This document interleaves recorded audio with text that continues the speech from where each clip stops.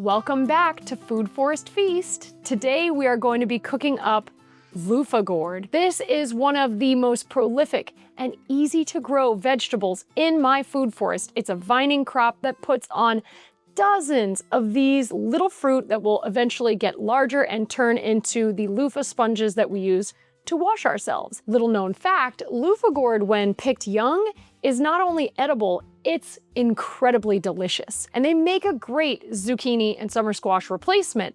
However, this summer, my mother-in-law was visiting from India and she made a recipe that completely transformed how I see this vegetable. This recipe truly enhances and unlocks the real attributes of this vegetable and makes it just 10 times better. So this is my #1 favorite recipe for Luffa gourd. It's called Gilki Ki Sabzi. It's an Indian recipe and it's absolutely delicious. So let's get started. Gilki Ki Sabzi is my favorite for one main reason. It is incredibly satiating and filling, and that's thanks to the ground peanuts that we add to this recipe. So this recipe is going to be nice and filling. I'll just serve it with some rice or some roti, and this can be the main event at my dinner table.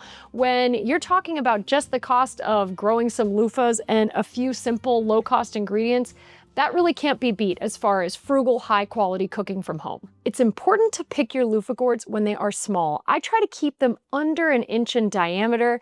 This is on the larger side. You can go a little bit bigger, but they're going to maintain the best texture and flavor when they're picked small. If you let them get too big, they're gonna become fibrous and you're gonna feel like you're eating a sponge. So we're going to harvest our small handful of Luffa gourds, maybe about 3 or 4 for this recipe. We're going to peel and chop the Luffa gourd. We're also going to put a fine dice on some red or white onion, your choice, and we're going to rough chop some tomatoes. This recipe calls for mustard seed, cumin seeds, curry leaves, and if you have an ingredient called hing, which is also known as Asafoetida, that can elevate the recipe, but it's definitely not necessary. It's just something I like to add for extra pizzazz. We also are going to add these hot chili peppers. Now, I have the sort of green Thai chilies. They're super hot. You can use jalapenos. If you don't like spicy cooking, feel free to omit the peppers completely. We're also going to be incorporating toasted peanuts in this recipe. Now our ingredients are prepped.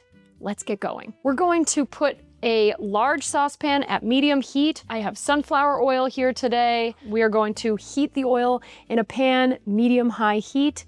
We'll want to get it sputtering. Next, we are going to cook that Luffa gourd down just by itself in the oil. We're going to cook that down for 5 to 10 minutes until it is browned and soft. While the Luffa gourd is cooking down, we are going to make our nut paste. We're going to add whatever nuts, as well as our peeled garlic, and finally we're going to add cumin seed. We're going to put this all in a blender, a food processor, or in my case, an herb grinder, and we're going to make this a nice thick paste. When the loofah has softened and browned, we're going to pull it out and set it aside to cool while we put the rest of the recipe together. We're going to add a little more oil to that pan. We're going to get it heated up at medium heat once again, and we are going to first add our spices.